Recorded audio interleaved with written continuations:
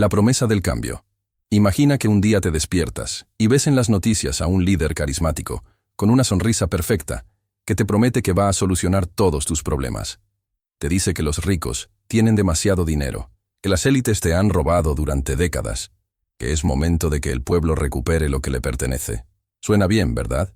Suena a justicia, a cambio, a esperanza. Pero déjame contarte algo. Esta misma historia ya la vivieron Venezuela, Cuba y Argentina. Y ahora, en 2025, México está caminando exactamente por el mismo camino.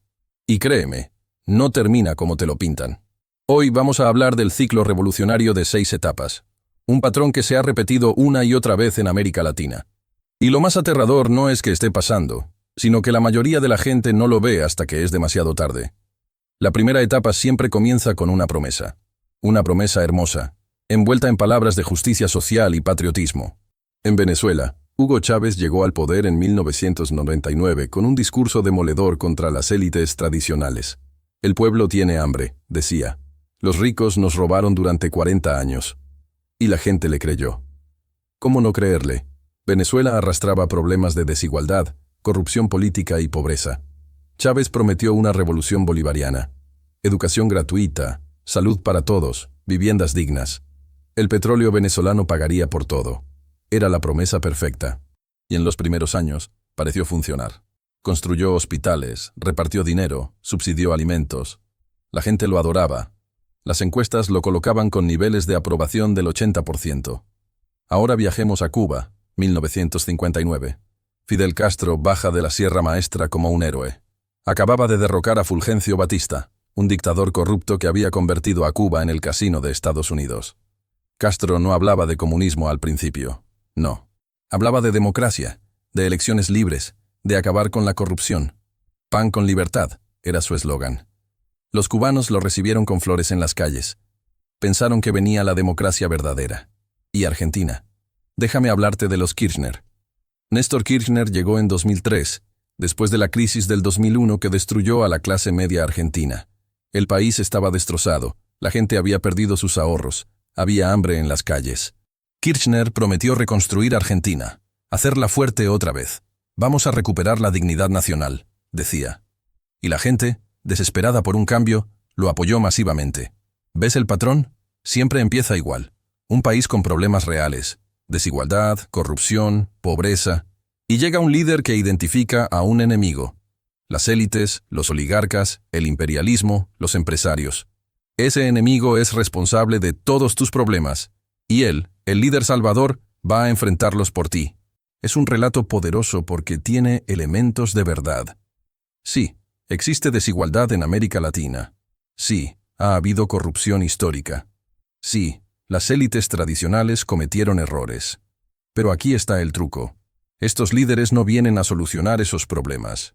Vienen a reemplazar una élite por otra, a concentrar poder, a construir un sistema donde ellos y su círculo cercano controlan absolutamente todo. Y ahora, México. En 2025, vemos exactamente las mismas señales. El discurso es idéntico. Primero los pobres. Abrazos, no balazos. La mafia del poder. La transformación de la cuarta T. Son las mismas palabras, empaquetadas diferente. La misma promesa de que el gobierno resolverá todos tus problemas si tan solo le das más poder. ¿Sabes qué es lo más peligroso de esta primera etapa?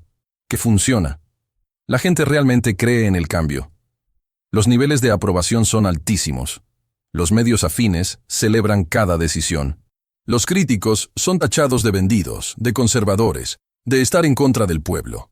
Y quien se atreve a señalar hacia dónde va todo esto es silenciado con una frase devastadora. Estás en contra del cambio. Pero aquí está la verdad que nadie te dice en esta primera etapa.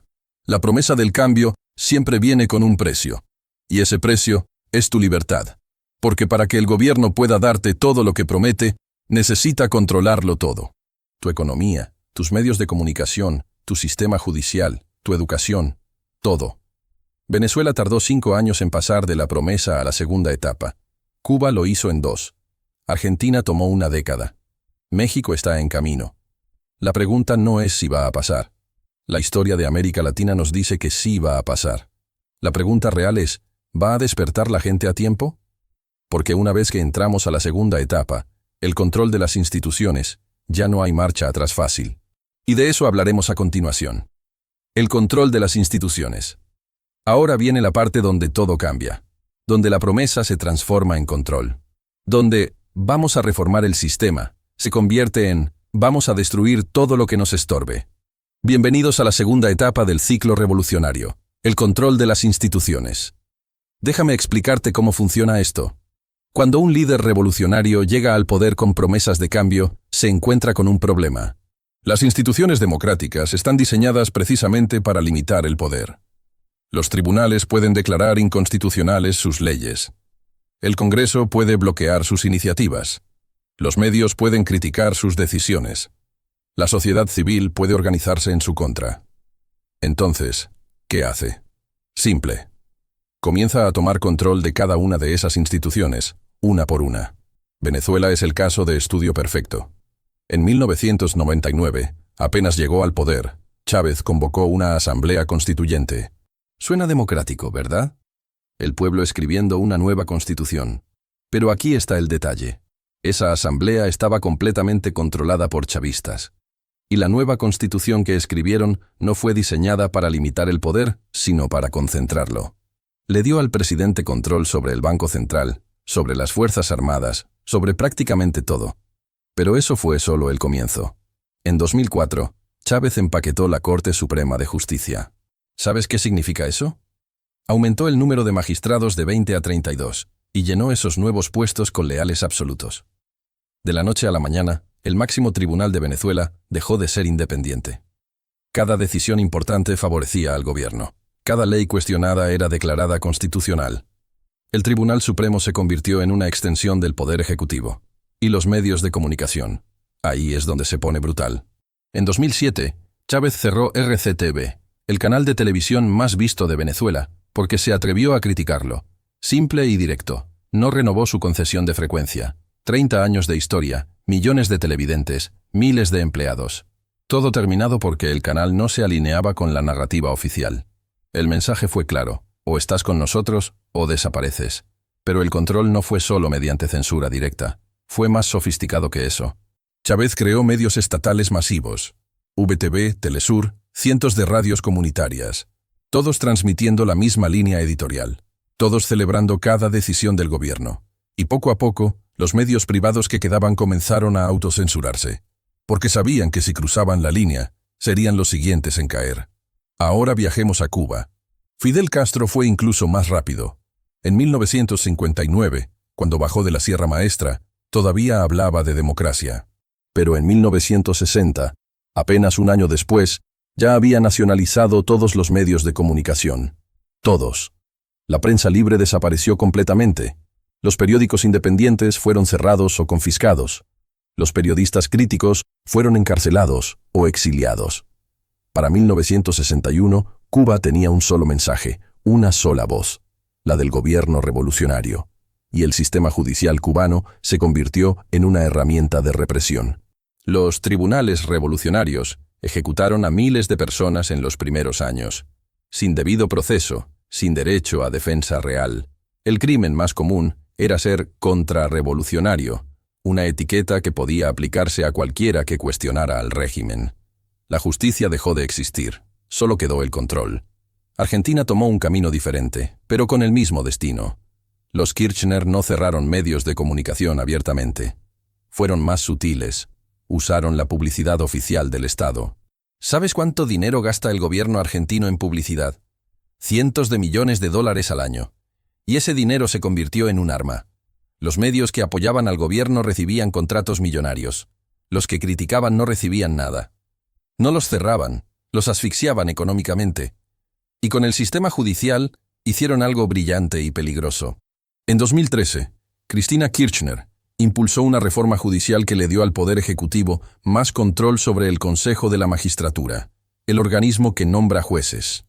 De repente, los jueces sabían que su carrera dependía de estar bien con el gobierno. Las causas de corrupción contra funcionarios kirchneristas se estancaban misteriosamente. Los jueces que investigaban al gobierno eran trasladados o presionados. ¿Y México?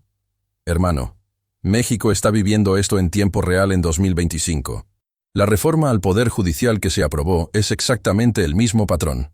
Dicen que es para democratizar la justicia, que el pueblo elegirá a sus jueces. Suena bonito en el discurso. Pero en la práctica, ¿qué significa? Significa que los jueces dependerán de campañas políticas, de popularidad, de partidos políticos. Ya no serán independientes, serán políticos con toga, y ya empezamos a ver el control de los medios, no mediante censura directa como Chávez. No, aquí es más sofisticado. Es mediante las mañaneras, donde durante 2 horas cada día se controla la narrativa. Es mediante la descalificación constante de periodistas críticos, fifís, conservadores, prensa vendida. Es mediante el uso masivo de bots y granjas de trolls en redes sociales para atacar a cualquier voz disidente. ¿Y sabes qué es lo más aterrador? La gente lo celebra. Celebran la reforma judicial porque los jueces eran corruptos. Celebran los ataques a la prensa porque los medios mienten. No entienden que están destruyendo las únicas instituciones que pueden protegerlos del abuso de poder. No entienden que una vez que caen estas barreras, no hay nada que detenga al gobierno. En Venezuela, la gente también celebró cuando Chávez reformó el Tribunal Supremo. Ahora sí habrá justicia, decían. 20 años después, Venezuela no tiene justicia independiente. Tiene un sistema judicial que es una herramienta de represión política.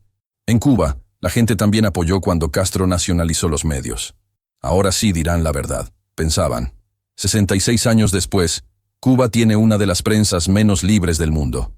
Los periodistas independientes son encarcelados regularmente. Esta es la segunda etapa. El control de las instituciones. Y una vez que se consolida, ya entramos en un camino muy difícil de revertir. Porque sin tribunales independientes, el gobierno puede hacer lo que quiera. Sin prensa libre, el pueblo no sabrá la verdad. Sin contrapesos, el poder se vuelve absoluto. Y cuando el poder es absoluto, viene la tercera etapa. La guerra contra los empresarios. Contra quien produce la riqueza del país. Y ahí es cuando la economía comienza su espiral descendente hacia el abismo. Pero de eso hablaremos en la siguiente parte. La guerra contra los empresarios. Ahora llegamos a la etapa donde el sueño se convierte en pesadilla económica. Donde las promesas de prosperidad chocan violentamente contra la realidad. Bienvenidos a la tercera etapa. La guerra contra los empresarios. Y aquí es donde todo comienza a desmoronarse. Porque puedes controlar tribunales, puedes silenciar medios, puedes manipular la narrativa. Pero hay algo que no puedes controlar con discursos. La economía. Y la economía funciona con reglas implacables que no le importan tus ideales revolucionarios. El patrón es siempre el mismo. El gobierno ha tomado control de las instituciones. Ahora necesita dinero para cumplir todas esas promesas que hizo. Pero hay un problema. El dinero se está acabando. Los subsidios cuestan más de lo esperado. Los programas sociales consumen recursos masivos. El déficit fiscal crece como un monstruo imparable. Entonces, ¿qué hacen? Buscan un nuevo enemigo. Y ese enemigo son los empresarios. Venezuela es el ejemplo más brutal de esto. En 2007, después de consolidar su control político, Chávez comenzó su ola de nacionalizaciones. La primera víctima fue PDVSA, la petrolera estatal. Sí, ya era estatal, pero Chávez la convirtió en su caja personal. Despidió a 18.000 empleados técnicos y gerentes, los mejores del sector. ¿Su crimen? Participaron en un paro petrolero en 2002. Los reemplazó con leales políticos que no sabían nada de petróleo. ¿El resultado? Venezuela, que tenía las reservas petroleras más grandes del mundo, comenzó a producir cada vez menos. En 2005 producían 3.3 millones de barriles diarios. Para 2020, apenas 500.000, una caída del 85%. No fue por sanciones, como dice el gobierno. Fue por incompetencia, corrupción y destrucción sistemática de la capacidad técnica. Pero Chávez no paró ahí. Nacionalizó la electricidad, las telecomunicaciones, las empresas de cemento, las cadenas de supermercados, la banca. Expropió más de 1.000 empresas entre 2007 y 2012. Algunas grandes, muchas pequeñas. Fábricas de alimentos, haciendas ganaderas, plantas procesadoras.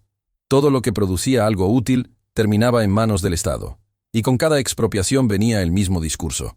Estos empresarios son especuladores, acaparan productos, crean escasez artificial para subir precios. Son parte de la guerra económica contra el pueblo. La gente aplaudía. Finalmente el gobierno les quitaba a los ricos lo que realmente pertenecía al pueblo. ¿Qué pasó con esas empresas? La mayoría quebraron. Las fábricas que habían operado durante décadas se volvieron chatarra en meses. Sin mantenimiento, sin inversión, sin conocimiento técnico. En 2015 visité una planta de alimentos que había sido expropiada. 3 años después de la expropiación, las máquinas estaban oxidadas. La mitad no funcionaba y producían el 10% de lo que producían antes. Pero eso sí, tenía una bandera gigante de la revolución en la entrada. Cuba lo hizo aún más extremo. En 1960, Castro nacionalizó absolutamente todo. Todas las empresas extranjeras. Todas las empresas cubanas grandes y medianas. Los bancos, las tierras, las fábricas. Todo. La Habana era una ciudad próspera en 1959, con una clase media vibrante y comercio activo. Para 1962, todo eso había desaparecido. Los empresarios que no huyeron a Miami fueron a prisión o a campos de trabajo. ¿Y sabes qué pasó? Cuba entró en crisis económica inmediata. Solo sobrevivió porque la Unión Soviética la subsidió con miles de millones de dólares durante 30 años.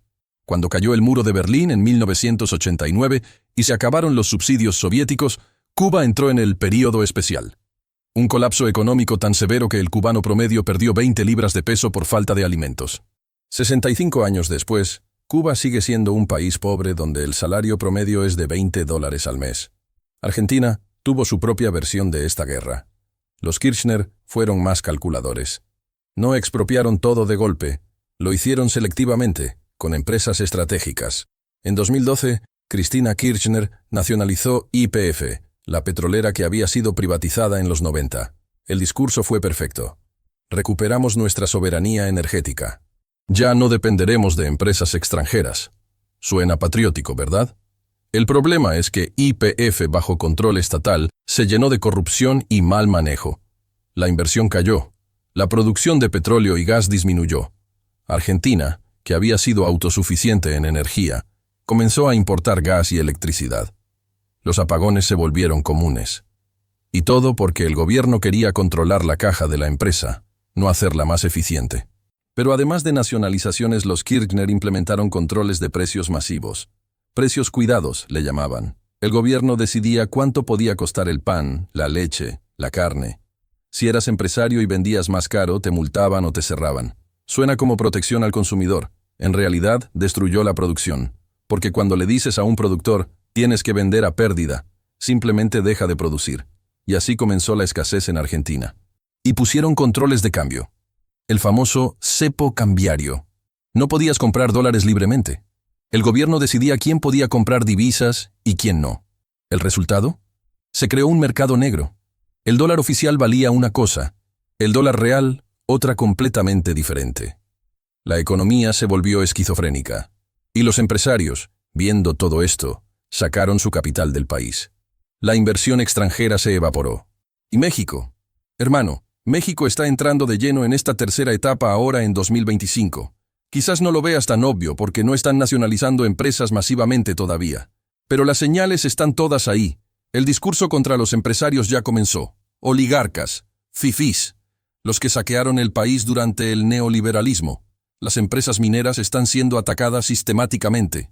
Nuevas regulaciones ambientales que parecen diseñadas no para proteger el ambiente, sino para dificultar la operación.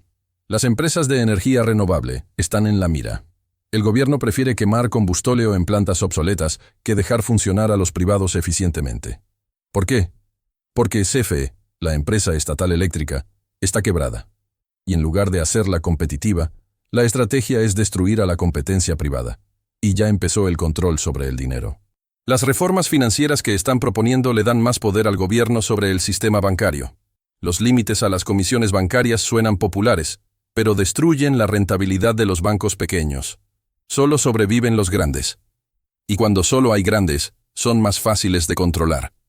El problema fundamental es que estos gobiernos revolucionarios no entienden cómo se crea riqueza.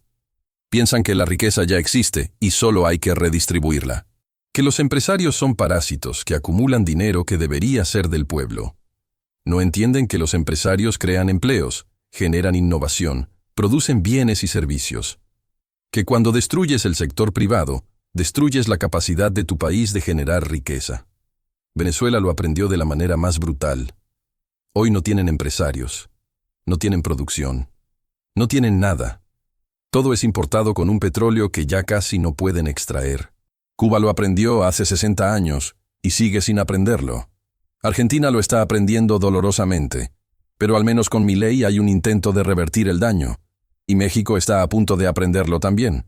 Porque una vez que comienzas esta guerra contra quien produce, entras en una espiral del que es muy difícil salir. Y eso nos lleva a la cuarta etapa, la etapa donde México está ahora mismo. El colapso económico inicial. Y ahí es donde la realidad finalmente rompe todas las promesas del discurso revolucionario. El colapso económico inicial. Esta es la etapa donde estamos ahora. México, 2025.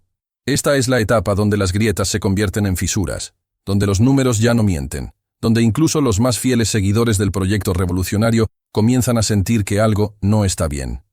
Bienvenidos a la cuarta etapa, el colapso económico inicial. Y déjame decirte por qué esta es la etapa más peligrosa de todas. Porque todavía no es el apocalipsis. Todavía hay comida en los supermercados. Todavía funciona la electricidad la mayor parte del tiempo. La moneda todavía vale algo. Pero todos los indicadores, absolutamente todos, están gritando que viene la tormenta. El problema es que la mayoría de la gente no sabe leer esas señales. O peor aún, no quiere verlas. Venezuela entró en esta etapa entre 2012 y 2014. Chávez acababa de morir en 2013, dejándole a Maduro un desastre económico en cámara lenta.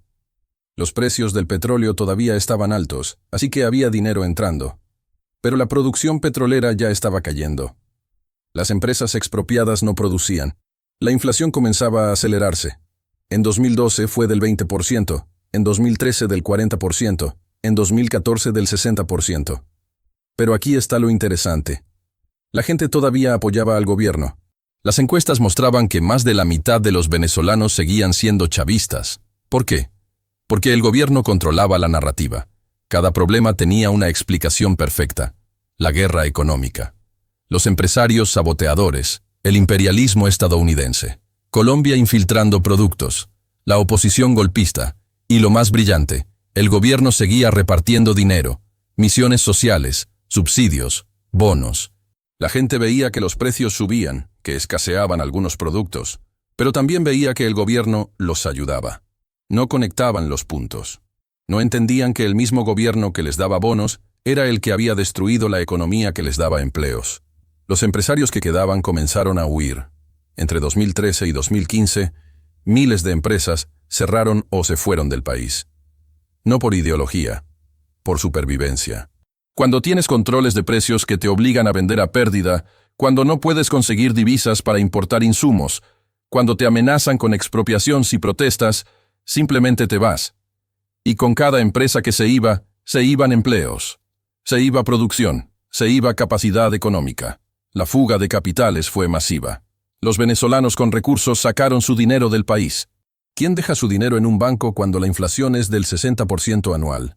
Para 2014 habían salido del sistema financiero venezolano más de $100.000 millones. Dinero que se fue a Miami, a Panamá, a Madrid, dinero que ya nunca volvería. Cuba vivió esta etapa de manera diferente. Ellos entraron en colapso inmediato después de las nacionalizaciones de 1960. La economía cubana se contrajo violentamente. Solo sobrevivieron porque la Unión Soviética los subsidió con entre 4 y 6.000 millones de dólares anuales durante 3 décadas. Pero incluso con esos subsidios masivos, la economía cubana nunca funcionó bien. Siempre hubo escasez, racionamiento, pobreza. El verdadero colapso de Cuba vino en 1991 cuando cayó la URSS. De repente, se acabaron los subsidios soviéticos. Y Cuba entró en caída libre. El PIB cayó 35% en 3 años. Imagina eso. 1/3 de tu economía desaparece. Los apagones duraban 16 horas diarias. No había gasolina, no había comida. La gente comía cáscaras de naranja y perros callejeros. Lo llamaron el período especial, un nombre hermoso para un infierno económico. Argentina entró en esta cuarta etapa gradualmente entre 2013 y 2015. Cristina Kirchner había gastado todas las reservas del Banco Central. La impresión de pesos se aceleró para financiar el déficit fiscal. La inflación oficial era del 25%, pero la real superaba el 40%. Los controles de cambio crearon un mercado negro donde el dólar valía el doble que el oficial. Y comenzó la escasez. No tan severa como Venezuela, pero preocupante. Productos importados desaparecían de las góndolas. Los controles de precio destruyeron la producción de carne. Argentina, el país de la mejor carne del mundo, comenzó a tener problemas para abastecer su mercado interno. Los ganaderos preferían no vender antes que vender a pérdida. La clase media argentina, que había sido una de las más prósperas de América Latina, comenzó a desaparecer. La inflación destruía los salarios. Los impuestos crecían para financiar el gasto público descontrolado. Las empresas despedían empleados porque no podían operar rentablemente. Y los argentinos, que ya habían vivido el corralito de 2001, sabían exactamente hacia dónde iba todo. Los que podían, sacaban su dinero. Los que no podían, se preparaban para lo peor. Y ahora, México. Déjame mostrarte los números, porque los números no mienten. El déficit fiscal de México en 2024 fue del 5.9% del PIB, el más alto en décadas. Y para 2025 se proyecta aún mayor. El gobierno gasta mucho más de lo que recauda. ¿Cómo lo financia? Con deuda. La deuda pública creció de 45% del PIB en 2018 a más del 51% en 2024. Y sigue subiendo. Pemex está quebrada. Debe más de 100,000 millones de dólares. Cada año pierde dinero. Cada año el gobierno tiene que rescatarla con miles de millones de pesos del presupuesto. ¿Por qué? Porque el gobierno se niega a aceptar que Pemex necesita inversión privada, modernización, tecnología. Prefieren mantener un elefante blanco ideológico que los arrastra al fondo. CFE, la empresa eléctrica estatal, también está quebrada. Tiene una deuda masiva. Sus plantas son obsoletas, ineficientes, contaminantes. Pero en lugar de modernizarla, el gobierno ataca a las empresas privadas de energía renovable. Prefieren quemar combustóleo y aumentar la contaminación antes que admitir que el sector privado puede ser más eficiente. La inversión extranjera directa cayó 30% en 2024 comparado con 2019. Los inversionistas extranjeros están huyendo. ¿Por qué? Incertidumbre jurídica, cambios regulatorios constantes, discurso antiempresarial. Cuando tu presidente dedica 2 horas diarias en la mañanera a atacar empresarios, esos empresarios sacan su dinero. Simple. Y la inflación. Oficialmente controlada, dicen. Pero ve al supermercado. Los precios están entre 30% y 50% más altos que hace 3 años. El poder adquisitivo del mexicano promedio se ha deteriorado significativamente. El salario alcanza para menos. Y esto apenas comienza. ¿Sabes qué es lo más aterrador? Que el gobierno mexicano está usando exactamente el mismo manual de excusas que Venezuela, Cuba y Argentina. Cada problema económico tiene un culpable externo. La inflación es por la guerra en Ucrania. La caída de inversión es por la herencia del neoliberalismo. Los problemas de Pemex son por el sabotaje de gobiernos anteriores. La escasez de medicinas es por las farmacéuticas corruptas. Nunca es culpa de las políticas actuales. Nunca es por las decisiones del gobierno. Siempre es un enemigo externo. Y la gente, al menos la mitad, todavía lo cree. Porque el gobierno controla la narrativa. Porque las mañaneras repiten el mensaje cada día. Porque los medios afines amplifican cada excusa. Pero aquí está la realidad brutal. Los números no mienten. Un país no puede gastar indefinidamente más de lo que produce. No puedes imprimir dinero sin consecuencias. No puedes espantar inversiones y esperar crecimiento. No puedes destruir empresas y mantener empleos. La economía tiene reglas implacables. Y esas reglas no le importan tu ideología. México está exactamente donde estuvo Venezuela en 2013, donde estuvo Cuba en 1990, donde estuvo Argentina en 2014. En el punto donde los problemas son obvios para quien quiere ver, pero todavía no son catastróficos. Todavía hay tiempo de frenar. Todavía hay chance de cambiar el rumbo. Pero la ventana se está cerrando. Rápido. Porque si no cambia nada, si seguimos este camino, viene la quinta etapa. Y la quinta etapa no es un colapso económico inicial. Es el colapso total. Es Venezuela con 7 millones de refugiados. Es Cuba con generaciones enteras perdidas. Es Argentina 2001 con el corralito y la explosión social.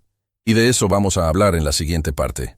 Porque necesitas saber qué viene si no despertamos ahora. La crisis total y el éxodo. Esto es lo que pasa cuando ignoras todas las señales de alerta. Cuando te tragas cada excusa del gobierno. Cuando crees que esta vez será diferente. Bienvenidos a la quinta etapa, la crisis total y el éxodo masivo. Y créeme, no quieres que tu país llegue aquí. Esta es la etapa donde el colapso económico inicial se transforma en catástrofe humanitaria, donde ya no hay forma de esconder la realidad, donde el discurso revolucionario choca brutalmente contra góndolas vacías, hospitales sin medicinas y apagones de 12 horas. Es la etapa donde la clase media desaparece completamente y donde millones de personas toman la decisión más dolorosa de sus vidas: abandonar su país. Venezuela entró en esta etapa en 2016. Y lo que pasó después es una de las tragedias más grandes de la historia moderna de América Latina. La inflación se convirtió en hiperinflación. ¿Sabes qué es hiperinflación? No es que los precios suban 50% al año, es que suban 50% al mes, o 50% a la semana, o 50% al día. En 2018, la inflación en Venezuela fue del 130.000%. Sí, leíste bien. 130.000%. ¿Qué significa eso en la vida real? Significa que tu salario no vale nada. Un profesor universitario en Venezuela ganaba en 2019 el equivalente a $5 al mes. $5. Un médico ganaba $8. Un ingeniero 10. Profesionales con décadas de experiencia no podían comprar comida para sus familias. La clase media venezolana, que alguna vez fue próspera, desapareció literalmente en cuestión de meses. Los supermercados se vaciaron. No era escasez temporal. Era ausencia total de productos básicos: harina, arroz, leche, medicinas, papel higiénico. Todo desapareció. El gobierno implementó un sistema de racionamiento con un carnet de la patria. Solo podías comprar ciertos días según el número de tu cédula. Y cuando llegaba tu día, hacías fila durante 8 horas para conseguir quizás una bolsa de harina y una pasta dental. Las personas comenzaron a perder peso dramáticamente. Se le llamó la dieta de Maduro. El venezolano promedio perdió 11 kilos en 2017. No por hacer ejercicio, por hambre. Familias comían una vez al día. Niños se desmayaban en las escuelas por desnutrición. Hospitales sin electricidad, sin agua, sin medicinas básicas. Mujeres dando a luz con la luz de celulares porque no había electricidad. Y comenzó el éxodo. Primero fueron miles, luego cientos de miles, finalmente millones. Hoy, más de 7 millones de venezolanos han huido de su país. De una población de 30 millones, casi una cuarta parte se fue. Es la crisis migratoria más grande en la historia del hemisferio occidental. Familias enteras caminando miles de kilómetros hasta Colombia, Ecuador, Perú, Chile. Profesionales, doctores, ingenieros, maestros. Huyendo con lo puesto. ¿Y sabes qué hizo el gobierno? Negó que hubiera crisis. Maduro bailaba en televisión mientras la gente moría de hambre. Prohibió la palabra crisis. Implementó controles cada vez más estrictos. Control de cambio total. No podías sacar $1 del país legalmente. Control de precios en todo. Nacionalización de las últimas empresas privadas que quedaban. Y represión brutal contra cualquier protesta. Cuba vivió su crisis total en los 90 con el periodo especial, pero nunca permitió el éxodo masivo como Venezuela. Cuando intentaron huir en masa en 1994, con las balsas, el gobierno reprimió duramente. Miles murieron ahogados en el estrecho de Florida. Los que lograban llegar a Miami eran los afortunados. Pero Cuba aprendió a controlar a su población de otra manera. Con miedo, con vigilancia total, con un sistema de delación donde tu vecino te denuncia si hablas contra el gobierno. La crisis cubana fue tan severa que el gobierno tuvo que hacer concesiones impensables. Legalizó el dólar en 1993. Permitió mercados de agricultores. Abrió tímidamente al turismo. No porque creyeran en el capitalismo, porque la alternativa era el colapso total del régimen. Pero incluso con esas medidas, Cuba sigue siendo un país devastado. 65 años después de la revolución, los cubanos ganan $20 al mes. Los edificios de La Habana se caen a pedazos. No hay inversión. No hay futuro. Argentina vivió su crisis total en 2001-2002. El famoso corralito. El gobierno congeló los depósitos bancarios. La gente no podía sacar su propio dinero del banco. Imagina eso. Trabajaste toda tu vida, ahorraste, y de repente el gobierno te dice que tu dinero está congelado. Podías sacar máximo 250 pesos por semana. Las personas con ahorros de toda una vida los perdieron de la noche a la mañana. Las protestas fueron masivas. Cacerolazos todas las noches. «¡Que se vayan todos!», gritaba la gente. El gobierno colapsó. En 2 semanas, Argentina tuvo 5 presidentes diferentes. La economía se contrajo 28% en 18 meses. El desempleo llegó al 25%. La pobreza se disparó del 35% al 54%. La mitad de los argentinos cayó en la pobreza en menos de 2 años. Y también hubo éxodo. Cientos de miles de argentinos emigraron a España, Italia, Estados Unidos. Profesionales buscando el pasaporte italiano o español de sus abuelos para escapar. La clase media argentina, la más grande de América Latina, se desintegró. Tardó casi 2 décadas en recuperarse parcialmente. Ahora piensa en México. ¿Puede pasar esto aquí? La respuesta corta es sí, absolutamente sí. Si México continúa por este camino, esta quinta etapa es inevitable. No es catastrofismo, es historia, es economía básica. Es lo que pasa cuando destruyes la capacidad productiva de tu país y gastas más de lo que produces. ¿Cómo se vería en México? Primero, la inflación se aceleraría dramáticamente. Ya está subiendo, pero se volvería incontrolable. El peso colapsaría. Imagina que el dólar, que hoy está en 18 o 19 pesos, sube a 40, a 60, a 100. Tu dinero valdría basura. Tus ahorros desaparecerían. Las empresas cerrarían masivamente.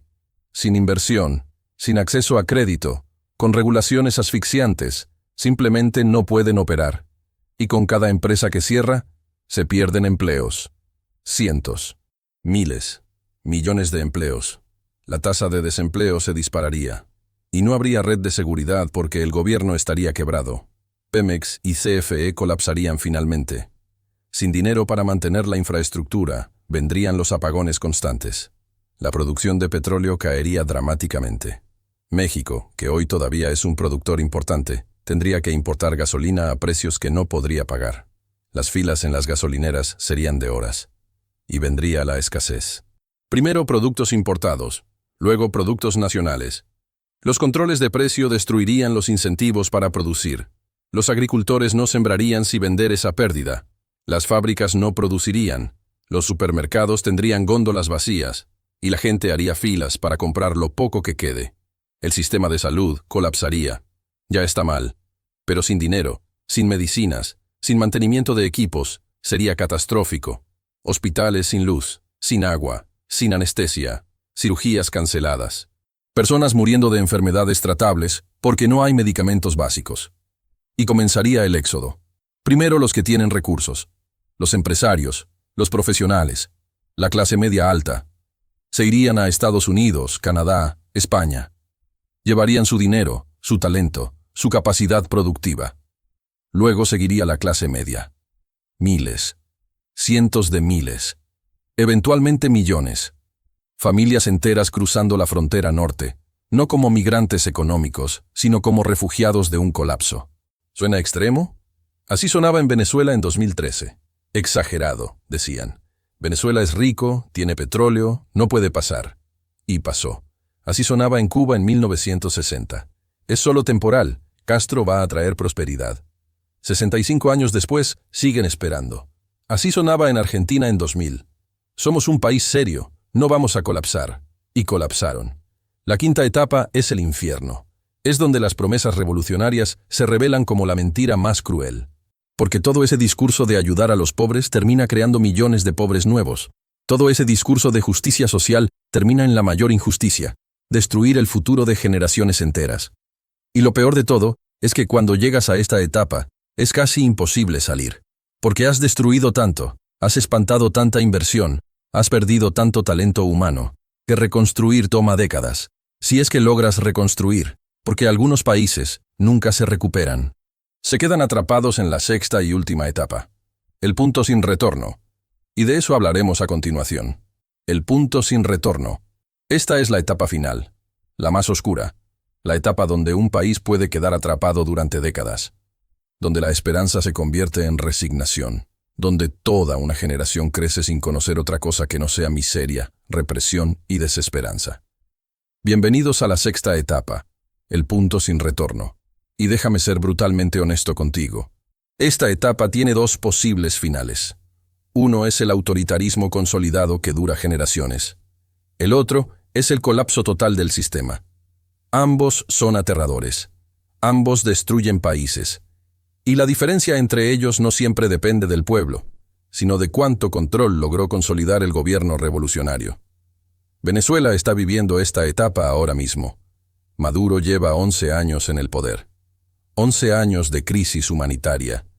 Y sigue ahí. ¿Cómo? Porque consolidó un régimen autoritario completo.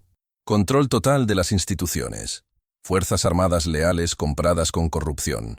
Grupos paramilitares que reprimen cualquier disidencia. Elecciones fraudulentas donde el resultado se conoce antes de contar los votos. En 2024 hubo elecciones en Venezuela.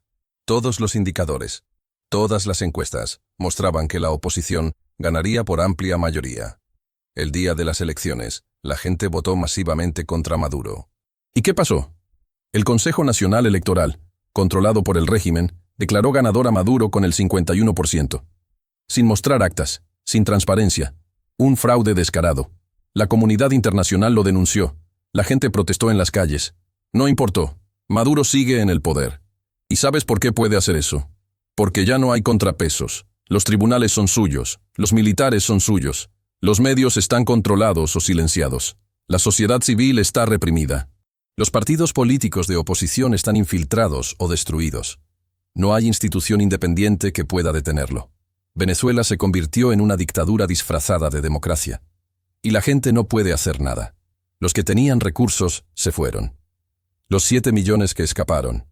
Los que se quedaron son los más pobres, los que no tienen forma de irse. Sobreviven con remesas de familiares en el exterior. Comen una vez al día. Buscan comida en la basura. Y el régimen los controla con migajas. Un bono de $3 al mes a cambio de tu lealtad. Un kilo de arroz subsidiado a cambio de ir a la marcha chavista. Es la miseria como herramienta de control. Y lo más devastador. Hay una generación completa de venezolanos que no conoce otra cosa.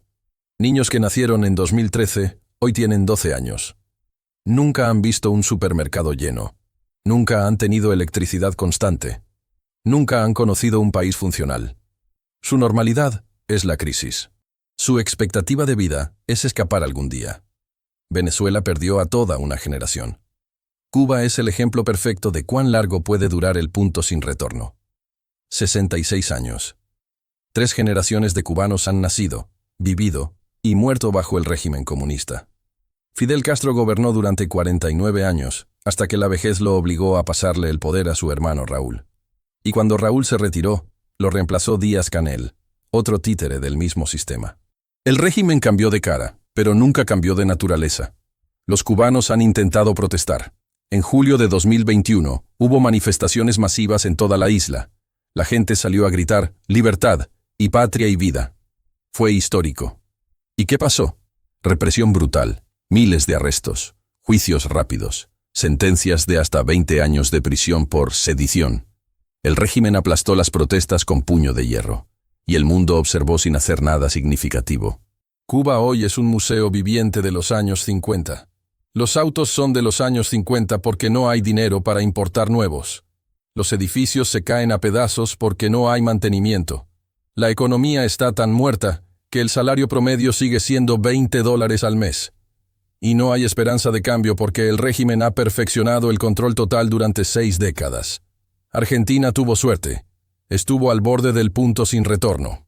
Después del colapso de 2001, los Kirchner regresaron al poder en 2003. Y durante 12 años, de 2003 a 2015, Argentina caminó peligrosamente cerca del abismo. Control de cambios, nacionalizaciones, ataque a instituciones, inflación descontrolada, fuga de capitales, todos los elementos del ciclo revolucionario. Pero Argentina tenía algo que Venezuela y Cuba no tenían: instituciones democráticas más fuertes. A pesar de todos los intentos kirchneristas de controlar los tribunales y los medios, quedaron suficientes espacios de resistencia. Y en 2015, Mauricio Macri ganó las elecciones. Cristina Kirchner tuvo que dejar el poder. Fue doloroso, pero el sistema democrático funcionó. Sin embargo, Macri no pudo revertir todo el daño. La economía estaba demasiado destruida. La deuda era impagable. Las expectativas eran imposibles de cumplir. Y en 2019, el kirchnerismo regresó. Alberto Fernández con Cristina de vicepresidenta. Y durante 4 años más, Argentina siguió hundiéndose. La inflación llegó al 140% anual. La pobreza superó el 40%.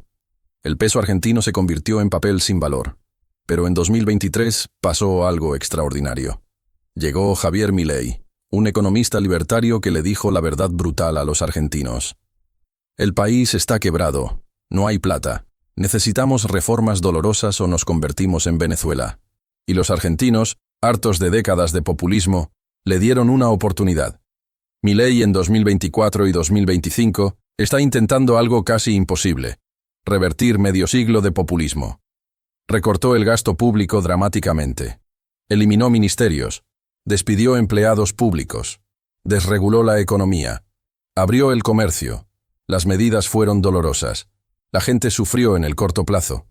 Pero por primera vez en décadas, Argentina tiene superávit fiscal.